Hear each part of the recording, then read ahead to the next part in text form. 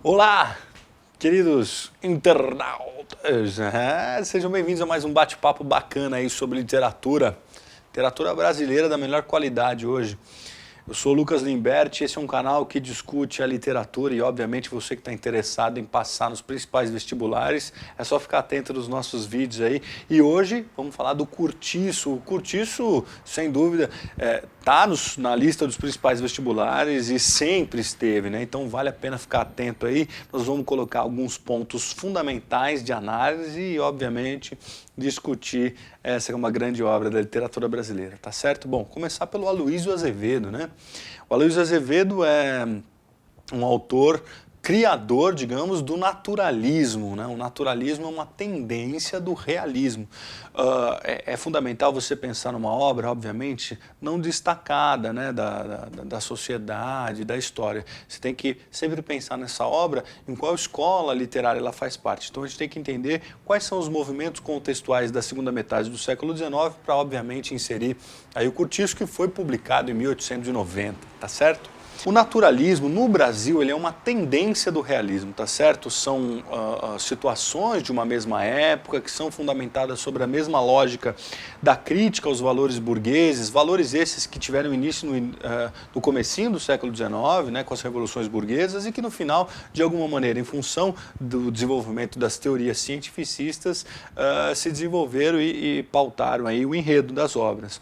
Vale lembrar que o contexto do Curtiço está diretamente ligado a algumas teorias cientificistas desenvolvidas na Europa, como, por exemplo, o determinismo social do Hippolyte Taine, que é aquela questão de olhar para o sujeito, para o meio, para a raça e para a história. Então, um onde, um quando e um quem, que vai fundamentar de alguma maneira questões que são típicas do século XIX, sabe? Diga-me com quem tu andas, e eu lhe direi quem és. Que hoje em dia, na verdade, trazer essa obra para os dias de hoje, você vai perceber que há uma série de reflexões interessantes. Ou o darwinismo, a questão da evolução das espécies, que é interessantíssimo prestar atenção que, em função do darwinismo, essa teoria cientificista, há um rompimento com o pensamento religioso, ou seja, o darwinismo ele é muito anticlericalista, né, contrário ao clero no sentido da questão do criacionismo, ou seja, o homem não veio de Adão e Eva, e sim de uma evolução das espécies, que hoje ganha novos status aí com as questões genéticas e tal. Bom, além disso, nós temos o comunismo, não posso deixar de elencar Karl Marx aí, colocando a questão do surgimento de uma nova classe social, que é a questão do proletariado. Então, de um lado, eu tenho a burguesia, detentor do meio de produção, e de outro proletariado. E isso pauta muito uma lógica social que é a questão da urbanização em função da industrialização, onde uma indústria se desenvolvia num meio rural, por exemplo, né, se criava uma indústria numa área mais longínqua da cidade, aquele entorno da indústria passa a se urbanizar em função, obviamente, da questão dos proletários, né, do operário que vai trabalhar na fábrica. E esse espaço de criação da urbanização no entorno da indústria passa a ser, obviamente, um espaço de urbanização do povo pobre. E aí nós temos esse espaço, esse personagem, no caso, esses personagens do Curtiço que estão ligados a esse contexto, obviamente. Detentores do meio da produção no topo da pirâmide e no espalhado dessa pirâmide, né, nós temos o povo pobre, que vai ser de alguma maneira o foco aí do Aloysio Azevedo. O Aloysio Azevedo era um jornalista, digamos assim, que trabalhou também como caricaturista.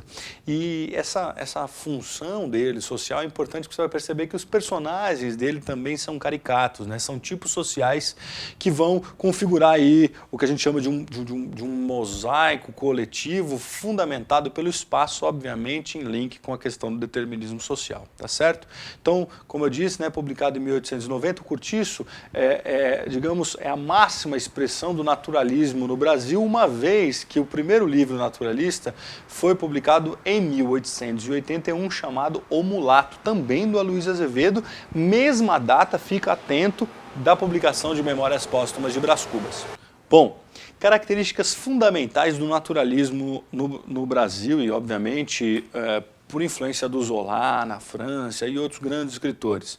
Você tem a influência do meio, então o meio determina o comportamento das pessoas e normalmente esse é um meio degradante e obviamente se o meio é degradante, o comportamento das pessoas vai ser degradante também.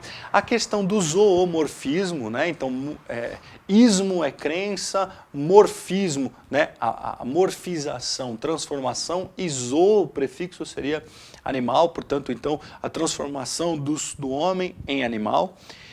No sentido de um narrador que se coloca em terceira, que narra em terceira pessoa, portanto esse narrador que se coloca como um analista, né, como se ele estivesse olhando ali ratinhos de laboratório, e o distanciamento que ele propõe está ligado à lógica do foco narrativo em terceira pessoa, e ele vai começar a analisar de que maneira o meio influencia no comportamento dos personagens. Com essas características, com essas informações, você consegue resolver todas as questões analíticas ligado ao cortiço. Bom, propriamente dito, ligado ao enredo. Vamos lá. Nós temos duas esferas, digamos, núcleos narrativos, mas o mais importante, são esferas que funcionam em espiral, porque o mais importante é o espaço. O cortiço determina todo o comportamento das pessoas. Nós temos uma esfera, digamos, que chamada a esfera social. De um lado, o João Romão, que é o dono do cortiço, o dono da pedreira. A pedreira, de alguma maneira, vai dialogar com isso que eu coloquei, com a questão da industrialização e do povo pobre. E o cortiço, onde são os trabalhadores dessa pedreira, tá certo? E, de alguma maneira, o João Romão vai polarizar uma disputa com o Miranda, que é um burguês que mora num palacete, num sobrado ao lado do cortiço, que obviamente se incomoda muito com a proliferação do cortiço, né? Com aquele cortiço, com aquelas pessoas que vão minhocando. Você vai perceber a todo momento uma caracterização dessas pessoas pobres colocadas como bichos aí, né? E que vai polarizar essa questão com o Miranda. O Miranda e o João Romão são dois portugueses que estão inseridos numa realidade brasileira e que vão, de alguma maneira, querer crescer a qualquer custo. O Miranda, num casamento dotal, digamos assim, com a dona Estela, que era uma mulher rica, ele aceitava, por exemplo, os adultérios da esposa. Tinham uma filha que eles mal cuidavam, né? Um achava que parecia com o outro, a Zumirinha, coitada, que no fim das contas vai ser depois um objetivo de vida do João Romão. E o João Romão, por outro lado, aquele sujeito pobre que vai crescer às custas da exploração do outro. Então ele explora a esposa, né? A amásia dele, que seria a Bertoleza, a questão da escravidão abordada aí, onde a Bertoleza vai se matar quando o João Romão trai a sua confiança, já usou ela na cama, já usou ela como empregada, já usou ela em todos os aspectos, e quando ele quer ascender socialmente, então ler romances, frequentar teatros e se casar com uma mulher digamos, da burguesia que ele achava necessário, que é a Zulmira, filha do Miranda e da Estela, ele vai avisar os antigos donos da Bertoleza, sua escrava, mulher negra e tal, e ela vendo aquilo vai se matar no sentido de traição, uma cena forte, ela cortando espinhos de peixe, a faca enferrujada e tal. Quer dizer, então ele de qualquer maneira, ele que tinha falsificado a carta de alforria. Então quer dizer, é um acúmulo de falsidades, digamos, falcatruas desse sujeito, que no fim das contas é um reflexo da lógica capitalista, burguesa, que o Aloysio Azevedo vai criticar. De outro lado, nós temos os personagens do cortiço. Nós temos, né, esse primeiro núcleo social e o núcleo individual. Esse núcleo individual está ligado, por exemplo, às traições, os adultérios fomentados pela lógica instintiva. Então nós temos o Jerônimo e a Rita Baiana, o Jerônimo casado com a Piedade, a Rita Baiana amaziada com o Firmo, que de alguma maneira vão viver uma relação adúltera em função do instinto sexual, que é aquela coisa de bicho mesmo, né? Então o Jerônimo, e é curioso que o determinismo social fatalista do Aloysio Azevedo diz o seguinte: olha, o Jerônimo era um trabalhador, um workaholic da pedreira, e ele vai se abrasileirando, e ao se abrasileirar ele vai ficando preguiçoso, vagabundo, cachaceiro, digamos assim, ao ponto que ele toma uma facada do Firmo, que percebe a traição da sua companheira Rita Baiana, e depois que ele se recupera da facada, ele se vinga e mata o Firmo, que vai culminar depois numa vingança, um incêndio do cortiço, enfim, uma série de balbúrdias que acontecem ali como se fosse um pulso social, reflexo desse meio degradante proposto aí pelo Aloysio Azevedo. Nós temos várias outras pequenas esferas, tipo a Leone, a questão da prostituição, o albino, o homossexualismo, né, a homossexualidade, melhor dizendo, Henrique, Augusta, Marciano, Albino, Florino, enfim, outros personagens que são todos eles pautados pela lógica do meio. Se é um meio degradante, eles vão se comportar como um meio degradante, e ser degradante está muito ligado ao que é um conceito preconceituoso, digamos assim, do final do século XIX. Com essas informações, juntando todas essas questões do naturalismo, do Aloysio Azevedo e esse enredo colocado em espiral, tenho certeza que você analisa o Cortiço da melhor qualidade, tá certo? Então, até a próxima, siga o nosso canal, tem outros vídeos bem bacanas aí para vocês, tá certo? E até a próxima!